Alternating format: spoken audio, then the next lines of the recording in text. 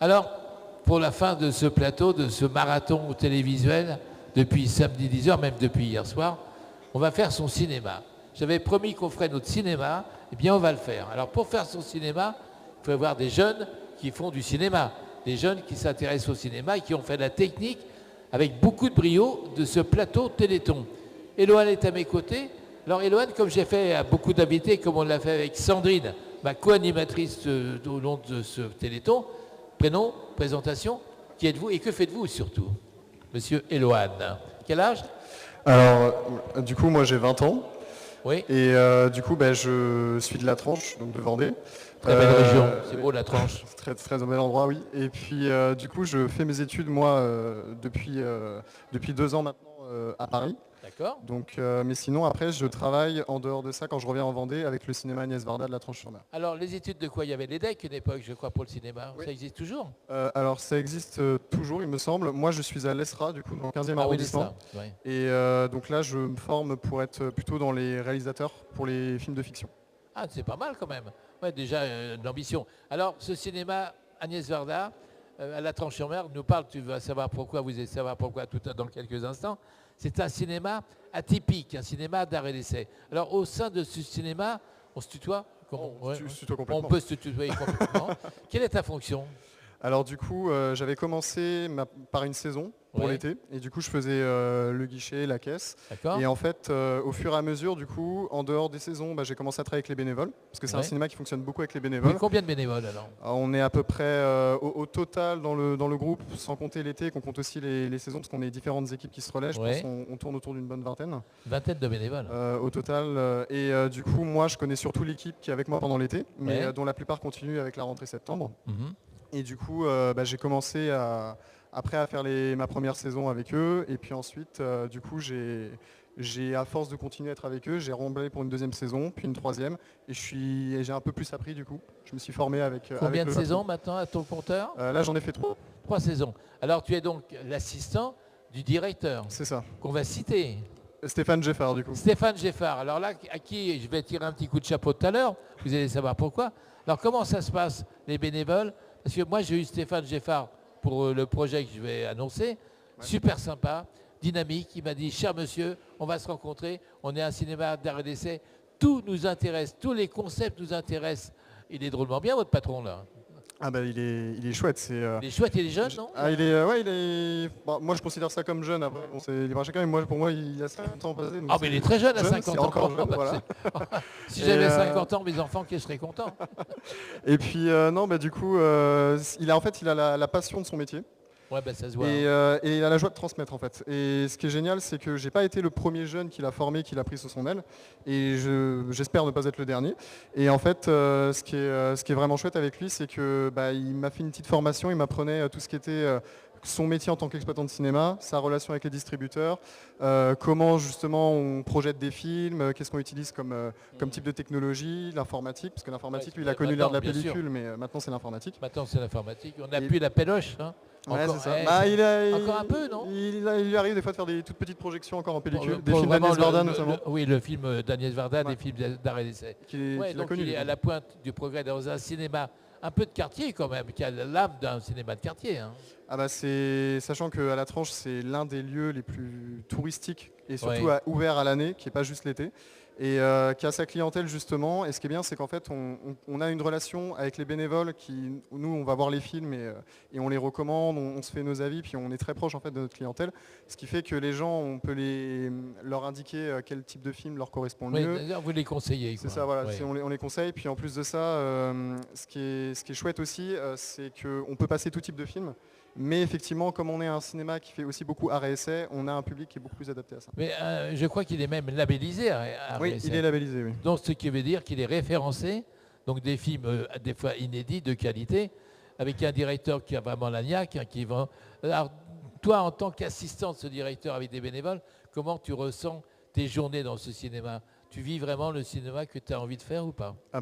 J'adore, parce que du coup je peux profiter dans les temps où le guichet, on fait rentrer les clientèles, je peux échanger avec eux, leur proposer un peu des petits films et tout ça quand ils nous posent des questions. Après je peux aller voir les films aussi moi, du coup regarder, donc ça me permet d'élargir mon champ. Au niveau de la culture cinématographique.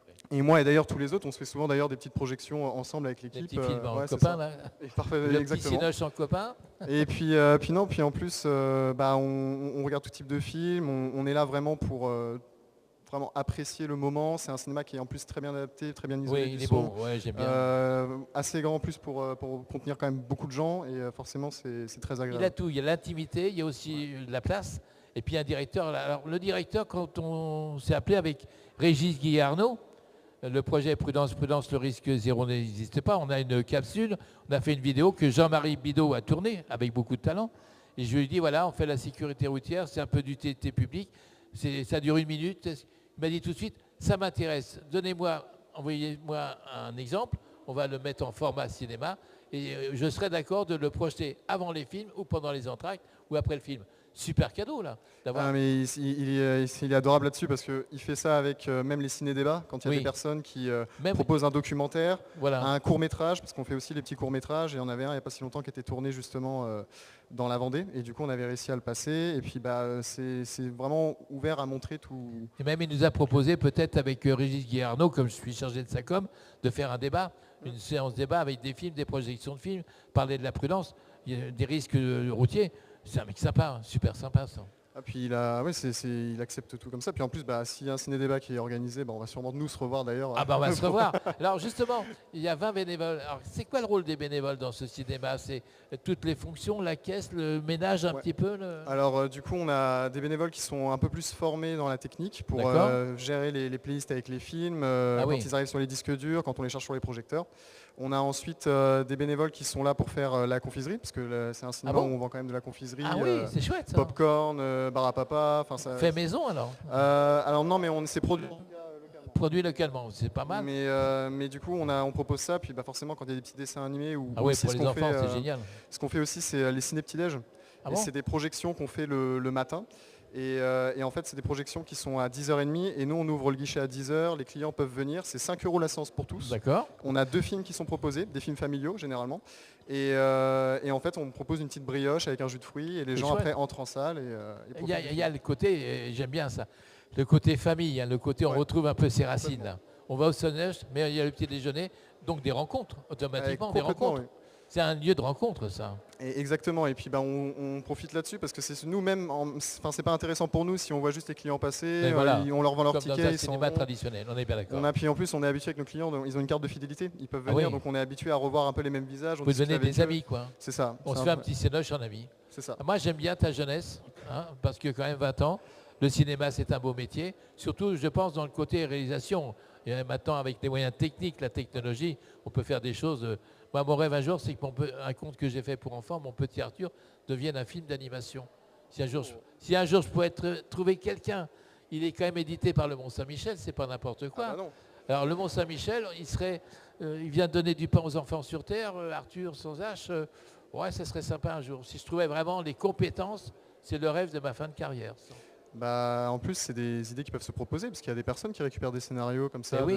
Moi, j'ai même un livre, je peux te le donner si tu veux. Ah bah, Arthur et je l'étoile serais curieux de le lire.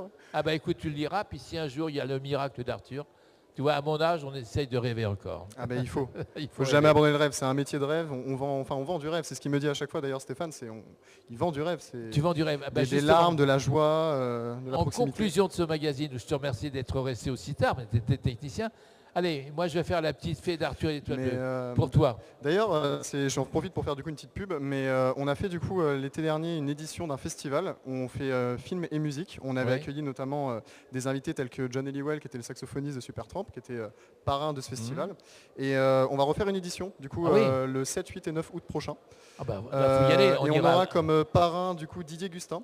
Ah génial. Et c'est un cinéma qui du coup préparé et organisé avec Stéphane du coup qui est forcément directeur du cinéma et son ami Nicolas Reutski qui est producteur. Ah oui, des bons mondes, et du coup on va proposer des films musicaux suivis d'un concert avec des groupes qui viennent jouer sur place dans la salle. On rappelle la date de jeune homme 7, 8 et 9 août. Ben, on ira vous voir, je crois qu'on passera un bon moment ensemble. Ben, écoute, alors je persiste, j'ai la baguette magique, je fais un vœu pour toi. Qu'est-ce que je pourrais faire pour t'apporter dans le petit panier de Noël le cadeau pour notre jeune étudiant cinéaste? Qu'est-ce qui te plairait?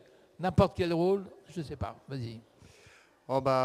Franchement, Déjà, je trouve que c'est déjà un beau cadeau d'être présent ici parce que c'est la première fois que je me retrouve à bosser sur un plateau télé en régie. Donc Ils ont été sympas, hein. Ah, mais ils ont été adorables. Formidable. Puis en plus, il y a des jeunes techniciens à la caméra qui sont aussi en formation du coup, Ouais. qui sont là pour apprendre comme moi et on partage Et un moi, peu cette j'ai même eu que passion. des compliments au niveau de la qualité de l'image et du son. Je vous l'ai dit tout à l'heure. Donc déjà, c'est un cadeau. Et ensuite, Et ensuite, plein d'autres projets d'organisation comme ça qui pourraient arriver.